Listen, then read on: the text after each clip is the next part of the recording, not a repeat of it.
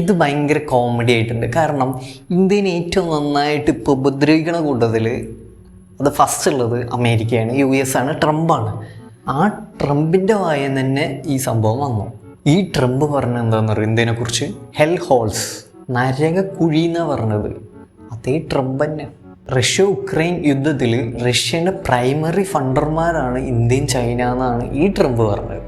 ഇത് മാത്രമല്ല, H-1B വിസേൻ്റെ കേസിൽ ഇന്ത്യക്കാരെ പരമാവധി ബുദ്ധിമുട്ടിച്ചതും ഇതേ ട്രംപാണ്. ഇതേ ട്രംപിൻ്റെ അഡ്മിനിസ്ട്രേഷനാണ്.